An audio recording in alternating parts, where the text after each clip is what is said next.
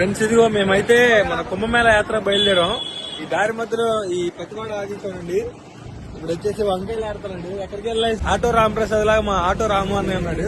ఇవన్నీ కూరగాయలు ఎన్ని రకాలు ఇప్పుడు వచ్చి తిరిగి రావట్లేదు. అన్ని తెలిసిన వ్యక్తి అనమాట. తెలుగు కలర్ లో మొదటి రకం అనమాట.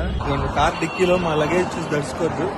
ఇదండి ఈ గిన్నెలు బకెట్లు ఇవన్నీ అక్కడి నుంచి తెచ్చుకోవడానికి బాధ్యత ఇక్కడ ఉన్నాం అనమాట.